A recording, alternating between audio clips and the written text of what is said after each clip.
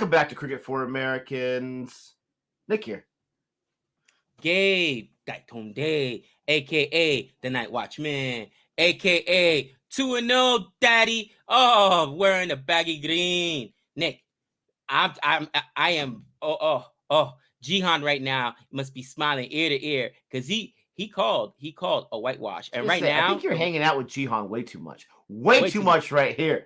I guarantee, Gabe, whatever the next series we watch that we have both our teams in it, you're going to say, whitewash. It's going to be a whitewash. I guarantee it. You hang out with him way too much. Oh, man. I'm telling you, bro. He's got me thinking. But honestly, Nick, I think that there's so much to talk about. Obviously, guys, this is another installment of our 3 wickets. Yo, did you miss it there? I did it. I don't say it. I do it, my friend. I show it. You are the voice. I am the eye candy? No, I'm just kidding. Where do you go? So, guys, honestly, we started watching this match, right? I streamed day 1, and right out the bat, Australia wins the toss. They don't mess around like England. They're like, no, we're in Australia. We're going to go for runs, okay? And they start raking. From day 1, and I absolutely love it. That's how you are confident in your team. That's what you need to do. And Nick, I'm going to go ahead and say that this test match was maybe a little bit more competitive than the first. From English standpoint, we had some great performances, but you can still see that they are that Australia is still head and shoulders better than England at the moment, right? In Australia, absolutely. England is atrocious right now. Absolutely atrocious. And we're talking about 20 or so overs away from drawing this match. This is supposed to be the place that they had the best chance. They had the pink ball match, all this kind of stuff, pink ball days. And this was absolutely atrocious. They did not show up. They do not have a complete team to face Australia in Australia. You know that's a difficult task.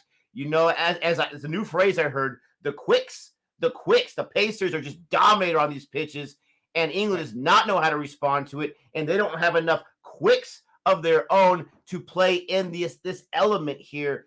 It's absolutely an embarrassment.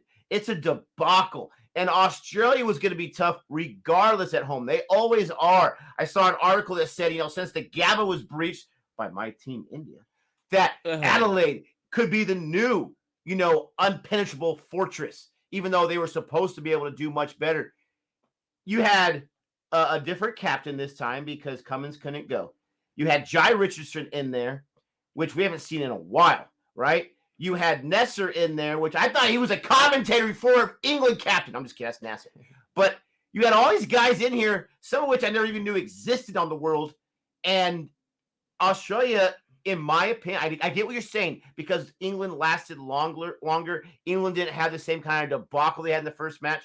But I would say that Australia may have looked even more impressive in this one, given the situation, given the scenario, given the chance that this was supposed to be a better chance for England. It's just, it's a sad day, my friend. And Australia dominated, absolutely dominated. So I agree with you from that standpoint. And I guess when you look at it that way, no Paddy Cummings. They both have England has both Jimmy Anderson and Stuart Broad, so they should have had a better opportunity to win this one. So I guess from that perspective, you're right. Dude, with that being said, I want to jump into right away what I loved, okay? I want to start off positively. And what I want to start off with is Marnus Labuschagne. Marnus Labuschagne, right?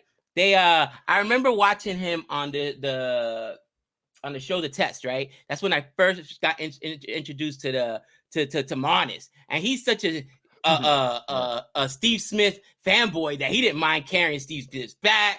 But they even bat alike, and they're not awkward, but they are. When you see them defend, the way you see them bat.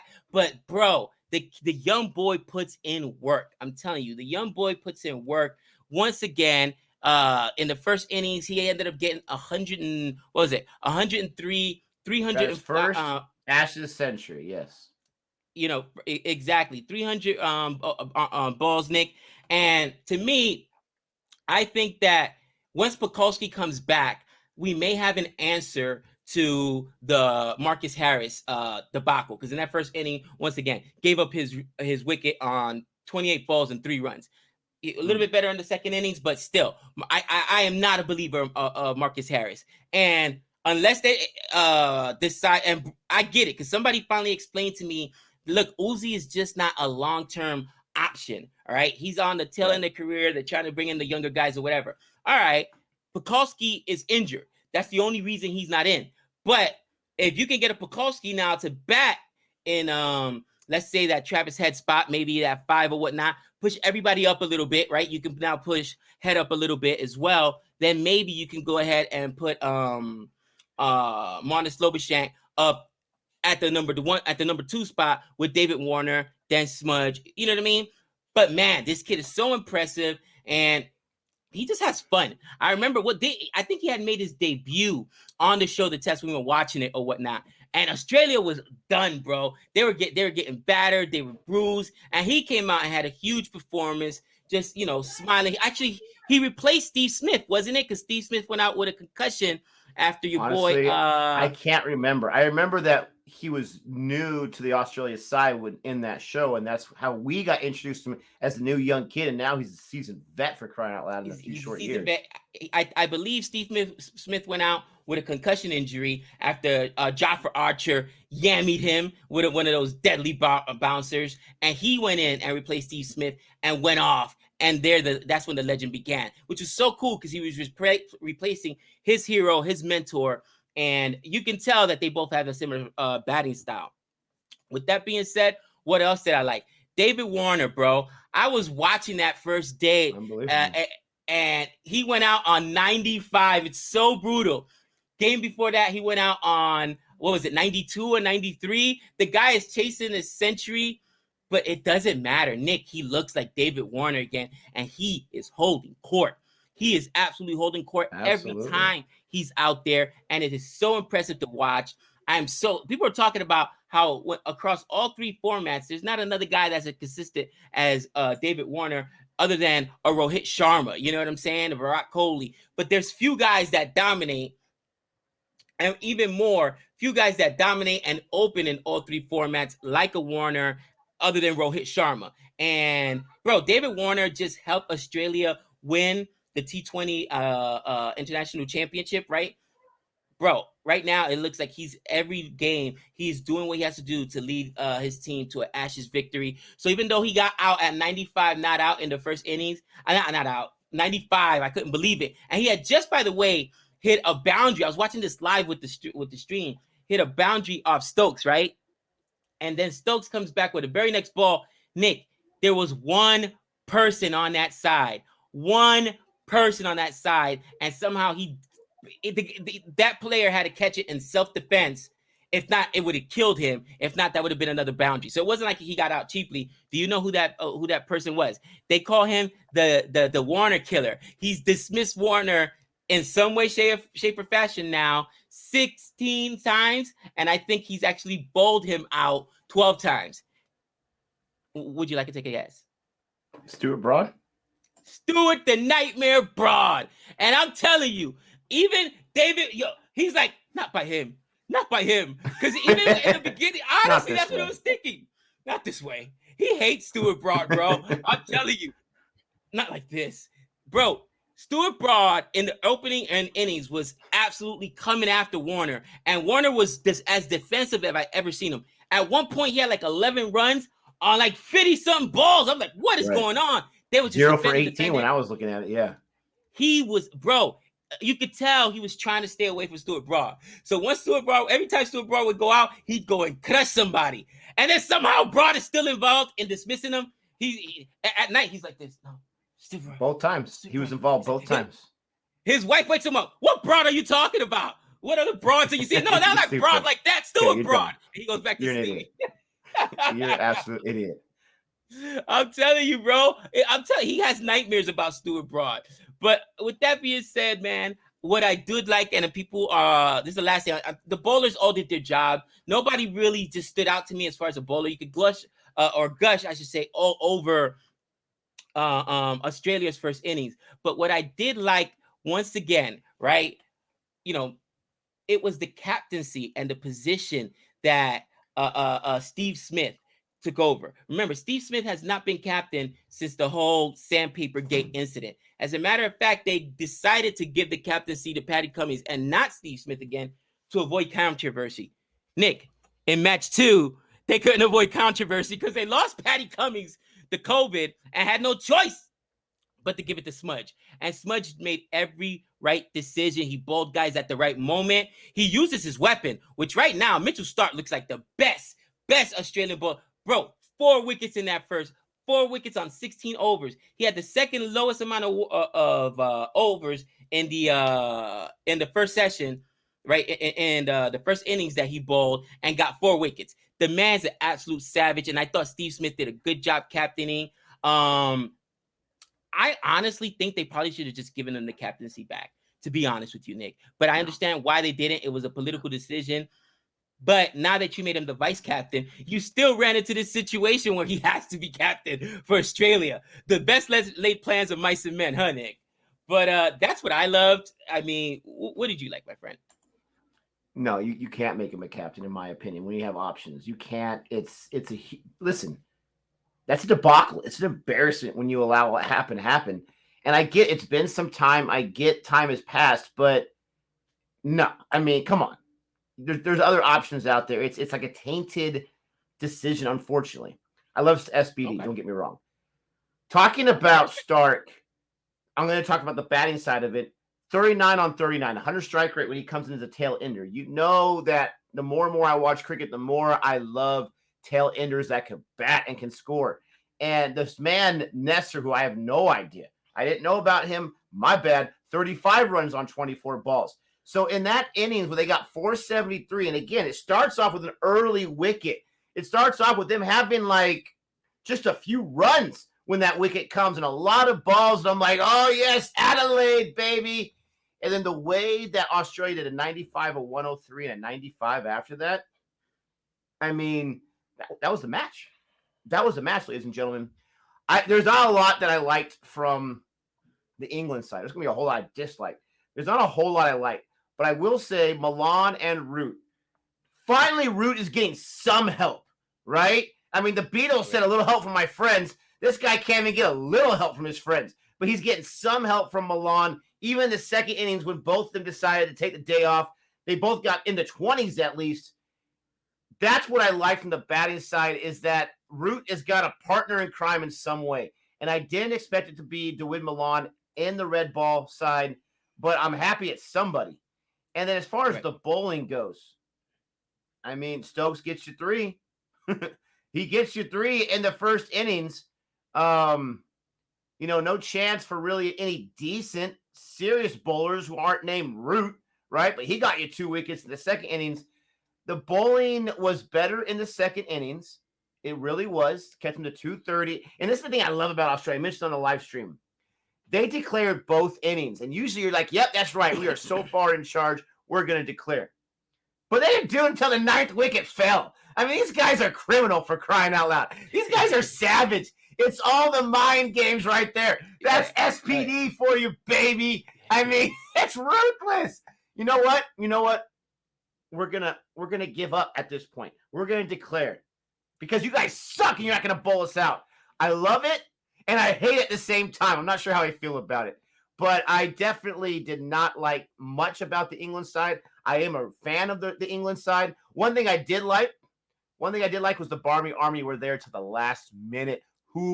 I'm hollering and hooting and hollering and making all that kind of noise. Way to go, Barmy Army. Please don't kill me or beat me up next time you see me, because you know I deserve it.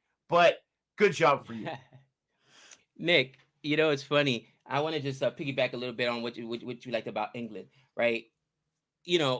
Milan came in the second innings in the 3rd over because Hamid lost his wicket immediately. All right. Second over, the last ball of second over, right? And then in the first innings, I want to say he came in When did Rory Burns lose in the third?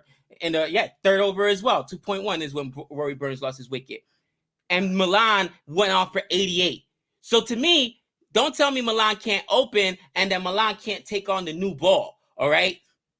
Maybe because of the issue you've been having up top, you move Milan up to as an opener. Maybe he gives you a little bit more stability there, taking on that new ball. Again, the first innings, he came in the third over and still ended up giving you 80 plus runs.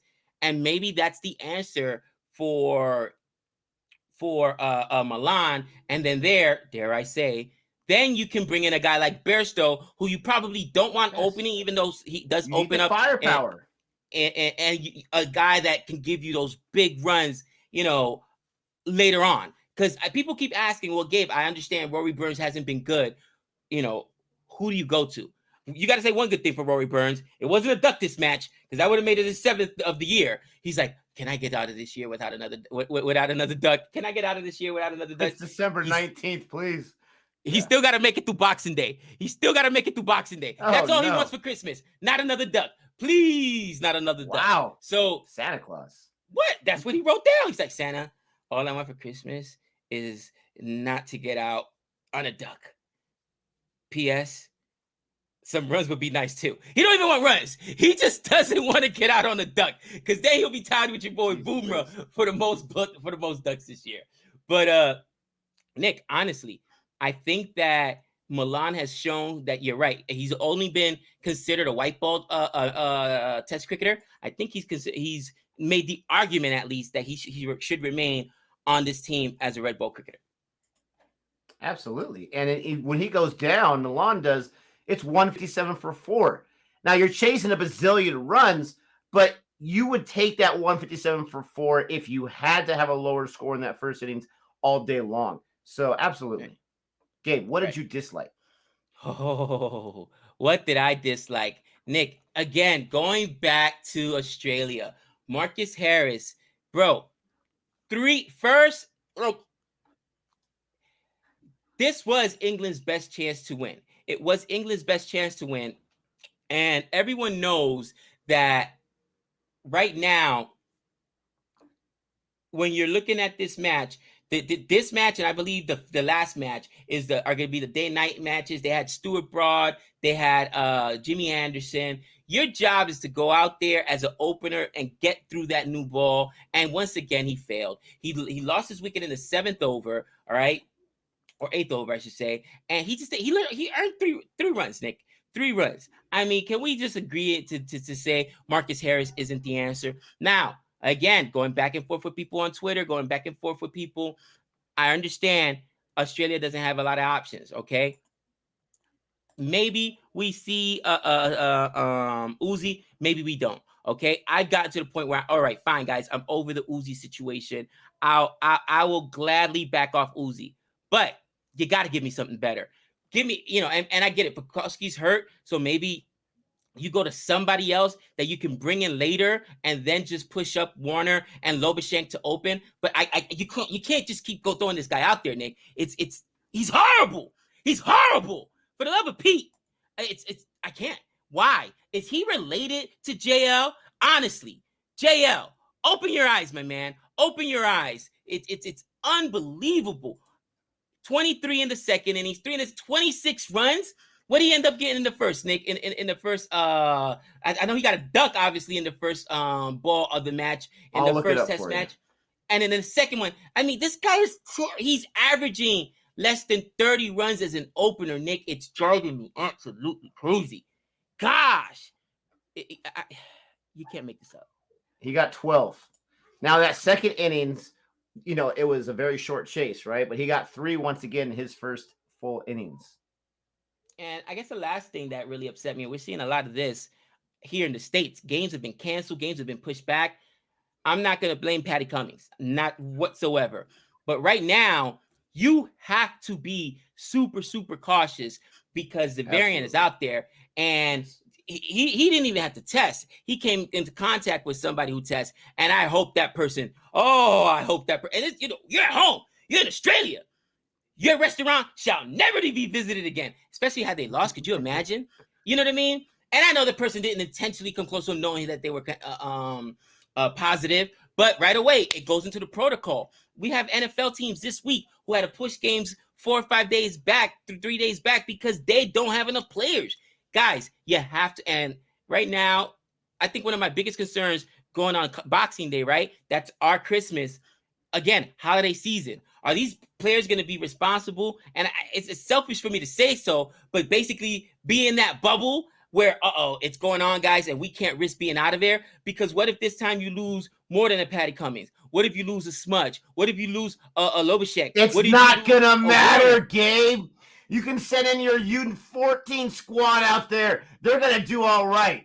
Wow. He said, send in the U19 squad. They'll take them down. Where's the white flag at? We're going to throw it right now. The Ashes series is over. And again, not to blame Patty Cummings, Nick, but right now, I think team management has to have serious discussions with these guys. Like, guys, we have to get through this series. And they're talking about not selling tickets for certain games, keeping out the crowd. They're trying to do everything they don't want to, the Ashes cannot be postponed. Cannot be postponed. So I think that's the last thing that was concern for me and that I didn't like. Nick, what did you not like? Touching on that Patty Cummings and protocol situation, Gabe and I, we hate calling in at work. Even when we're dying, right? We hate it because not only is it so much work to get ready for a sub, but we feel like we're letting our students down because we take our job maybe a little too seriously. I don't know. We hate it. I can't imagine, Gabe, you just won your first match as a captain. You're captaining the Ashes Australia squad. And because of protocol, you're not going to be there. These are the kind of things that I don't see in articles. What was Patty Cummins' reaction to it? I know he's cooler than the other side of the pillow in most cases, but this guy had to have been heartbroken. And it's just unfortunate because he was riding that high of that first Ashes match. It's unbelievable. What did I not like? Everything. I'll take everything on the plate right here because I didn't like any of it. I mean, where do I start? Rory Burns, for crying out loud. He got 34, and it's like a celebration in the streets of England right now. He got 34. We told you, as an opener, stop it. Stop it, absolutely. You had Butler with a duck in the first innings, even though he was kind of almost a hero in the second innings. We had nothing good. You had Milan and Root that I mentioned what I liked in the first innings. They combined for 44 in the second innings when your openers. Hamid, what is this guy doing? This guy, I guess, sorry, Chris Wokes. You haven't been impressive either. I guess he's like Chris Wokes. Don't let him outside of England. And I can't believe I just said that. Don't ever let him leave. You want to visit somewhere? Take a virtual field trip or something. Get a calendar. Don't even think about leaving, for crying out loud. And if you do have to leave, don't even go close to that cricket field, for crying out loud. Chris Wokes, you're embarrassing me. I have spoken your name to the top of every mountain here in Las Vegas, and I've shouted it like Rocky in Rocky 4. Drago! I'm up there saying, Wokes! And how dare you? How dare. Now, you did get 44, okay? I got the ledge when you got to that 30, but come on, man. Give me a break. It's just nothing is good. Stokes gets 34 in the first innings. He gets 3 wickets in the first innings. You think like, okay, we could build off this. And then 12 runs off 77 and 0 wickets in the second innings. I mean, where is the silver lining right here? Where is my consolation cupcake or something like that? What do I have to build off of? We had Broad and we had Anderson coming back. Oh, Adelaide. This is the chance for England. And Broad, economy rated like 2.8 in both innings, 1 wicket apiece. Sorry, David Warner. He owns you. He didn't get that wicket, but he was part of that. And then Anderson, this guy gave up no runs. He was super stingy in that second innings, but he couldn't get a wicket. The Pacers could not do anything in Australia as opposed to what the Australian Pacers were able to do with their A and B players, for crying out loud. It's absolutely atrocious. They had Australia on the ropes for a second, early wicket, first innings, and then they could do nothing for the next 500 balls or something like that. Josh Butler, he does an AB performance when AB scored like 5 runs on 900 balls way back when. He got himself, what was it, like 27 runs or something like that on 207 balls, 26 runs, 207 balls, and then a hit wicket. He hits that wicket. He just barely, the back of the foot barely hits it. I mean, that's terrible. They're 2 hours away from a draw. And I know what you're going to say, everyone. They had no chance for a draw. If everyone would have saw 10 or 12 more balls, they would have had a chance at a draw. Chris Wokes, he goes down when you are literally, to steal Gabe's phrase, the last of the Mohicans. I mean, Daniel Day-Lewis, you are him for crying out loud. And you go down. It's just, they could not get their footing right, metaphorically speaking. They could not establish anything. And Australia, once again, foot on the throat and didn't let up. Australia is embarrassing England, and that's what I did not like. No, and here's I think I can't agree with you more. Okay, I can't agree with you more. I still say that the silver lining is that I think that Milan has established himself as a true Test player. And if they're talking about how early he's had to come in both innings, then he's basically an opener. He's facing that new ball, so put him up there because again, both Hamid and Rory Burns, but especially Rory Burns, have failed. So maybe you just go there. You got to do something different. You got to do something different, Nick. But I can't agree with you more. You feel bad for Josh Butler, right? And Josh Butler is a heck of a white ball cricketer. I never thought he was the best at tests, but facing that 200 balls, Nick, shows me that the guy can actually play tests. You can't luck your way into facing 200 balls. That means you actually have skill and can play tests. You're not just using brute force and strength, right? You've got to have every shot to play test. Bottom line. And when you face 200 balls, you're like, okay, I'll take it. You would have liked them to score a little bit more on there, but the way he got out was silly. But it wasn't like they balled him out or balled and caught. It was a hit wicket. If that hit wicket doesn't happen, it could be a different story. All right. And I think, to me, that's what I learned. I think England, because and I'm gonna jump right into what I learned. I think England, just like Australia, sometimes those positions are in people's heads, right? Oh, this guy's an opener, or we can't play this guy because he's not an opener. This guy's a middle order batsman, and I understand, and people have educated us on that, on letting us know that it takes special skills to open and test, right? Because you got to be able to face that new ball. You got to be able to last. It's not like playing T20 or even ODI. But with that being said, I think they have their solutions already. They just got to change that mindset, because Josh Butler, who, by the way, does open in a white ball cricket, just proved, hey, I can see 200 balls. All right. Milan, who isn't really known as a test player, he's more of a white ball cricketer, showed, hey, I've been facing a new ball for you guys. So maybe it'll help England go away from those quote unquote openers that are there because they can last a lot of balls, and then move up a Milan and now drop either a Hamid or, in my opinion, it should be Marcus Harris. He's been just atrocious. And then you can put Milan up there, move everybody up a little bit, and then put a Johnny Bairstow in the middle, because that's what you need. And I can't believe I'm saying that, but I've seen Johnny Bairstow go out and test and put up 40, 50 runs on 100 strike rate, all right? Because the guy doesn't waste balls, and the guy can rake. If you put up another 40, 50 runs in the first innings, the story looks a little bit different. And every game is a little, I know they got blown out here, but I think that England has to start looking from within. Same thing with Australia. There's got to be a different answer for Harris. And guys, I think the answer is right there for you. Labuschagne is real, all right? He's not a flash in the pan. You got Travis Head, who's working out. Maybe you just pull Marcus Harris out of the opening partnership, put him at 3, and open up with Labuschagne and Warner. Maybe he just can't face the new ball himself. If you're that hell bent on keeping Uzi out, but it's you cannot sit here and tell me that Harris is the future, or that Harris is the best you've got. I haven't seen it. Nick, what did you learn? I mean, going on with what you said, what I learned is that this Ashes is over. I'm sorry. There's no chance England is going. There's no chance England's going to win the Ashes. It's already over, in my opinion. So what do you got to do? You've got to see, because you're going to play the Ashes again in Australia, and you're going to play other teams that aren't going to be in England, and you're going to play a South Africa at some point. What you've got to do is you've got to figure out, who do you have. I don't know who they have left, because according to Quick Buzz, the only person on the bench was Jack Leach, and we already saw that.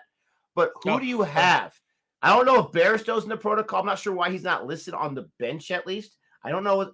I want to know who is there that's been sitting in the bubble that's actually able to go on Boxing Day for match 3, because now is the time to figure out who can survive and outlast. To your point, to my point, Milan so far has been a shining star as far as a newer guy that we have seen on the red ball side.